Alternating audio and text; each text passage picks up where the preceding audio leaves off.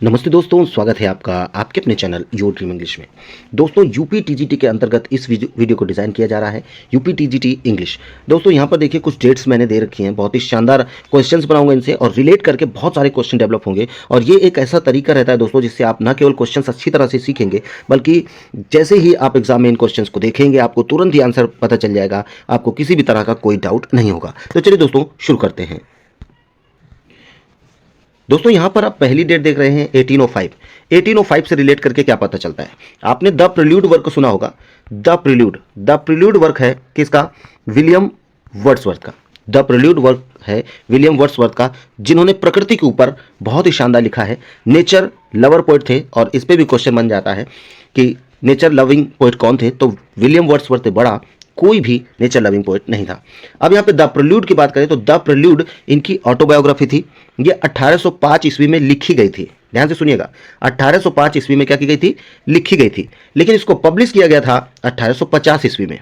अब ये ऑटोबायोग्राफी थी। जब ये 1805 ईस्वी में लिखी गई तो इसका नाम जो दिया था ना विलियम वर्ड्सवर्थ ने, वो उसका नाम दिया था टू कॉलरिज। कॉलरिज इनके दोस्त थे, ठीक है, टू कॉलरिज वो इनके दोस्त थे। लेकिन इनकी मृत्यु के बाद इसको पब्लिश कराया गया 1850 ईस्वी में। इनकी विडो वाइफ मैरी ने इसको पब्लिश कराया था। कितने क्वेश्चन बने? पहला ये कि द प्रिल्यूड ऑटोबायोग्राफी है विलियम वर्ड्सवर्थ की, उसे 1805 ईस्वी में लिखा गया था। दूसरा क्वेश्चन, पब्लिश 1850 ईस्वी में किया गया था। मतलब कब किया गया था, उसका आंसर होगा 1850 ईस्वी में। किसने पब्लिश कराया था? तो इनकी वाइफ ने। पहले इसका टाइटल क्या था? To Coleridge. इस टाइटल को किसने दिया था? विलियम वर्ड्सवर्थ ने। और जब द प्रिल्यूड टाइटल आया, वो टाइटल किसने दिया? तो इनकी वाइफ ने द प्रिल्यूड टाइटल दिया था। इतने क्वेश्चन इससे बने, ठीक है। अभी और बनेंगे, फिर से सुनेंगे। 1805 ईस्वी में द प्रिल्यूड लिखा गया, 1850 ईस्वी में पब्लिश हुआ इनकी मृत्यु के बाद विलियम वर्ड्सवर्थ की। इसका पहले टाइटल था टू कॉलरिज, बाद में टाइटल हुआ इसका द प्रिल्यूड, और द प्रिल्यूड टाइटल दिया इनकी पत्नी ने। कॉलरिज, टू कॉलरिज जो कि दोस्त थे विलियम वर्ड्सवर्थ के, ये टाइटल दिया था किसने? स्वयं विलियम वर्ड्सवर्थ ने। ऑटोबायोग्राफी है। अब सुनो, 1850 से एक और क्वेश्चन बनता है। 1850 23 अप्रैल 1850 में ही विलियम वर्ड्सवर्थ की मृत्यु हुई थी, ठीक है। अब देखिए कितनी बातें बन गई। 1850 ईस्वी में इनकी मृत्यु हुई थी। अब जन्म अगर यहीं से निकालें तो 7 अप्रैल विलियम वर्ड्सवर्थ का जो जन्म हुआ था, दोनों अप्रैल में हुए थे। अप्रैल में ही विलियम शेक्सपियर का भी जन्म और मृत्यु हुई थी, तो भी देखेंगे। 7 अप्रैल 1770 ईस्वी में विलियम वर्ड्सवर्थ की का जन्म हुआ और 23 अप्रैल 1850 ईस्वी में इनकी मृत्यु हुई, ठीक। इतने क्वेश्चंस आपने सीखे और कितने शानदार सटीक बनाते हैं क्वेश्चंस, ये भी बहुत सारी चीजें रहेंगी। आइए नेक्स्ट क्वेश्चन की तरफ चलते हैं। यहां पे देख रहे हैं आप 1843। ये किस बात का? इस डेट से हम क्या क्या सीख सकते हैं, तो चलिए सीखते हैं। तो इस डेट से संबंधित आपको शानदार बता दें बात, ये भी 1843 जो डेट है ना, ये विलियम वर्ड्सवर्थ से संबंधित है। इसी साल ये पोएट लॉरिट बने थे। क्या बने थे? पोएट लॉरिट, यानी कि कवियों में कवि है ना, सर्वश्रेष्ठ कवि, और इनके अंडर बाकी सब कवि रहेंगे। तो 1843 ईस्वी में ये बने थे। आपको बता दें इनके पहले रॉबर्ट साउदी जो थे, जिनको रॉबर्ट साउदी जो थे, इनके पहले वो थे। इनके तुरंत बाद 1843 ईस्वी में विलियम वर्ड्सवर्थ बने, ठीक है बात। तो एक शानदार बात और पता चल गई कि रॉबर्ट साउदी के बाद बने और 1843 ईस्वी में बने। अच्छा, इससे एक क्वेश्चन और बनाते हैं। इन्होंने अपनी शर्तों पर, विलियम वर्ड्सवर्थ ने अपनी शर्तों पर पोएट लॉरिट बनने का जो है स्वीकार किया था कि मैं पोएट लॉरिट बनूंगा, पर शर्त मेरी एक शर्त है। शर्त इनकी ये थी कि मैं जबरन किसी के कहने पर कोई पोयम नहीं लिखूंगा, कुछ भी कोई वर्क नहीं करूंगा, मेरे पर कोई दबाव नहीं रहेगा। ये उनकी शर्त थी। और एक सुंदर सी बात मुझे याद आ रही है, रिलेट कर रहे हैं अगर हम उनसे विलियम वर्ड्सवर्थ से, तो ध्यान से सुनिएगा। द एक्सकर्जन नाम का एक वर्क था, द एक्सकर्जन, ठीक है।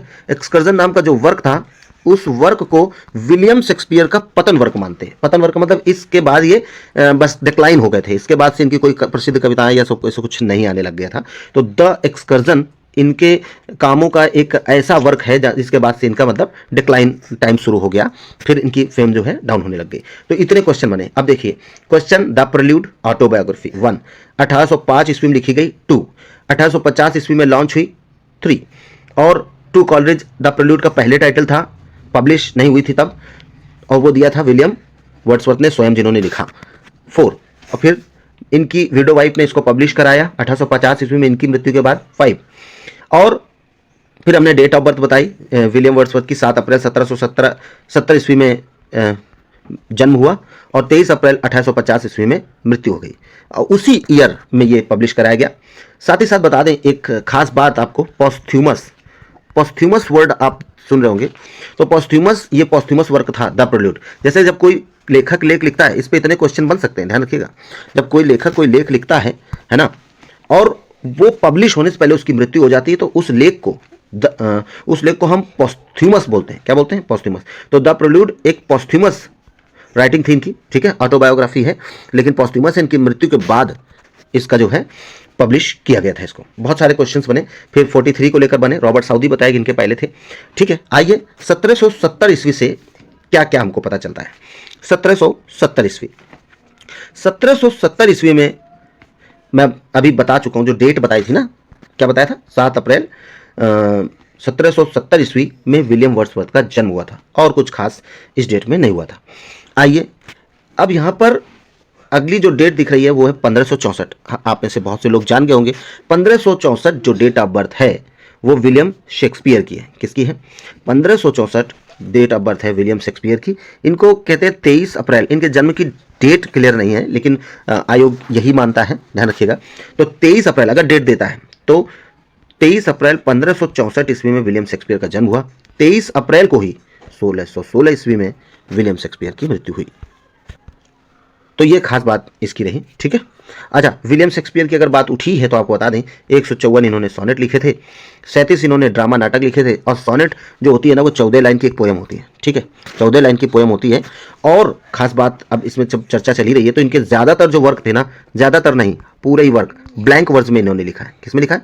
ब्लैंक वर्ज में विलियम शेक्सपियर ने अपनी रचनाओं को रचा है। और 37 जो प्ले हैं उनसे बहुत क्वेश्चन बनते हैं, हैमलेट, मैकबेथ, है ना, ये सब, किंग लियर। अच्छा, अब ये बात उठी है तो एक वर्ड देखिए यहाँ पे, हॉकम। अब हॉकम क्या है? ये क्रॉनिकल ऑर्डर है। अगर कभी पूछ लें कि ऐसे डिसऑर्डर में दे देंगे, बोलेंगे इनके क्रॉनिकल ऑर्डर लगाइए, मतलब पहले कौन सा नाटक लिखा विलियम शेक्सपियर ने, फिर कौन सा लिखा, फिर कौन सा लिखा, तो ये क्रॉनिकल ऑर्डर है। इस पर क्वेश्चन बन चुका है, कई बार पूछा भी जा चुका है। तो सबसे पहले हैमलेट, फिर ऑथेलो, फिर किंग लियर, फिर मैकबेथ, ठीक है। तो हॉकम से ये आपको याद रहेगा, ठीक है बात।